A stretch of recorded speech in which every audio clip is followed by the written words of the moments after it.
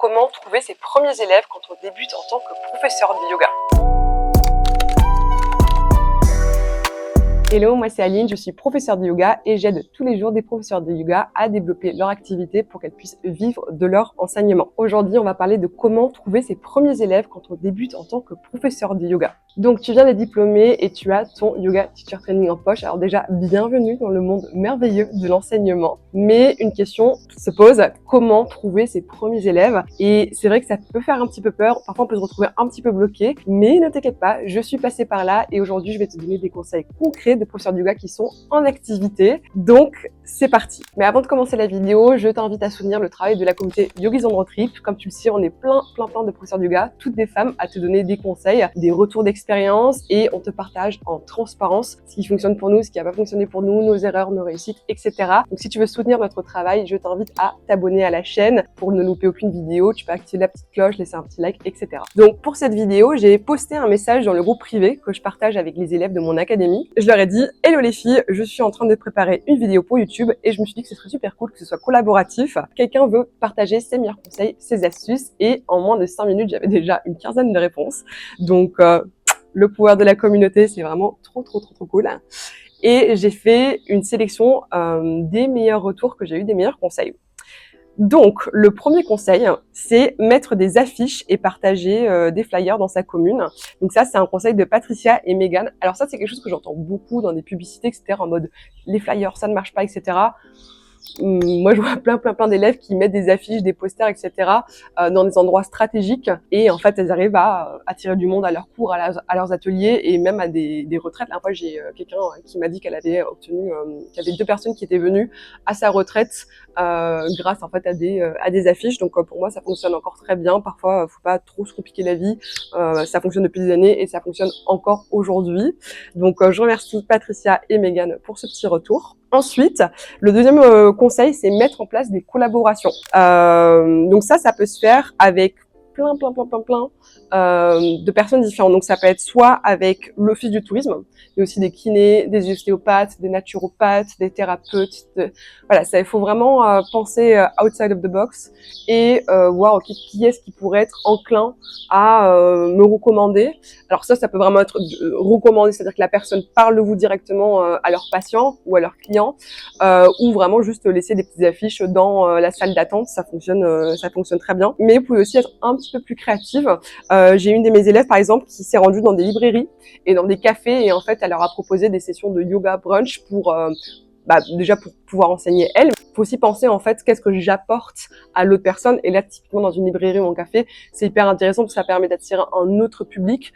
Voilà, ce sont des business qui ont besoin d'attirer des nouvelles personnes constamment. Et donc du coup, ça peut être hyper intéressant pour eux. Ça permet, comme je disais, d'attirer un nouveau public, mais aussi de se différencier d'autres cafés, d'autres librairies, etc.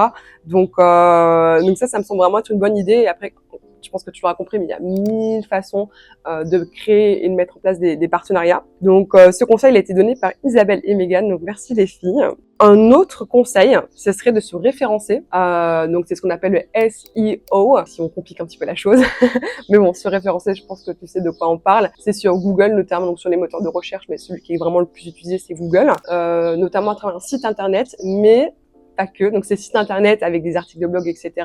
Mais il y a une astuce qu'il y a plein de personnes qui ne connaissent pas, c'est le fameux outil, la fonctionnalité Google My Business. Donc ça appartient à Google, c'est eux qui l'ont développé et ça permet en fait de te référencer. C'est gratuit, tu peux le mettre en place en 10 minutes. J'ai fait toute une vidéo dédiée sur le sujet, donc je vais pas m'éterniser. Mais franchement, ça peut être vraiment intéressant parce que si tu mets professeur de yoga plus le nom de ta ville ou de ton village, là d'un coup tu peux avoir pas mal de personnes qui te contactent parce que tu vas être montré dans les premiers résultats de recherche. Donc ça c'est vraiment une bonne astuce et je remercie Isabelle pour le conseil. Ok, il reste donc 2 conseils. On va parler de celui de Laura.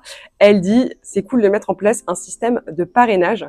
Donc le parrainage, c'est en gros quand vous avez une élève qui vient à votre cours, vous lui dites prochaine fois, si tu emmènes une copine, je t'offre un cours offert ou j'offre à ta copine un cours offert ou une réduction. Moi, j'ai tendance à dire, c'est quand même cool de donner la récompense à la personne qui fait le travail. Donc, c'est-à-dire ton élève qui amène sa copine.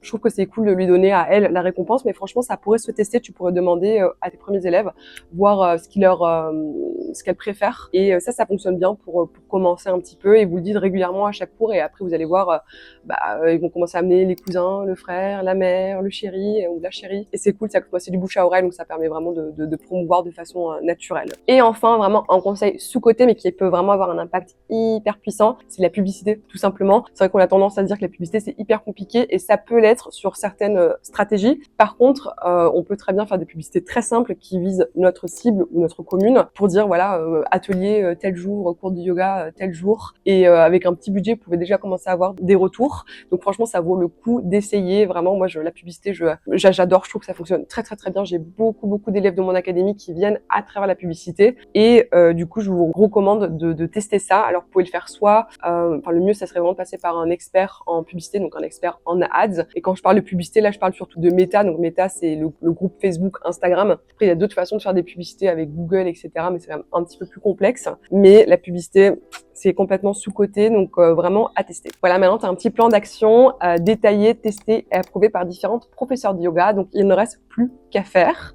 Mais c'est pas tout. Je te réserve une dernière petite surprise. Je t'invite à te rendre dans la description de cette vidéo. Tu vas y trouver un lien. En fait, c'est un lien d'inscription pour t'inscrire à une masterclass 100% offerte, donc c'est gratuit. Et si tu restes bien jusqu'à la fin de la masterclass, en fait, tu vas avoir l'opportunité de réserver un audit de ton activité. Alors, tu peux le réserver même si tu te lances, mais si jamais tu es un petit peu plus avancé dans ton activité, tu peux également le réserver. Dans tous les cas, on fera un point sur où tu en es aujourd'hui, où est-ce que tu vas dans 6 mois, on te donnera des conseils. Et si tu es éligible et que le cœur t'en dit, on pourra te présenter l'académie. Donc, je t'invite à te rendre dans la petite description. Par contre, je te préviens, donc j'ai une équipe maintenant autour de moi, mais j'ai pas du tout envie de devenir une usine. Je suis, Yogis on Trip est j'ai envie que ça reste une structure à taille humaine, et donc du coup, on n'a pas un nombre de places illimité pour les audits. Donc première arrivée égale première servie. Voilà, j'espère que cette vidéo t'a plu. Dis-moi en commentaire quelles sont tes meilleures astuces à toi. Je pense que c'est hyper pertinent parce qu'il y aura d'autres personnes qui vont pouvoir lire tes commentaires, et du coup, tu vas pouvoir les aider, même si c'était à ta petite échelle, même si tu penses que ton conseil ne vaut pas grand-chose. Enfin, une évidence pour toi peut être un super conseil pour d'autres. Donc, je t'invite à laisser un petit commentaire, à t'abonner à la chaîne, et je te dis à très vite. Bye bye.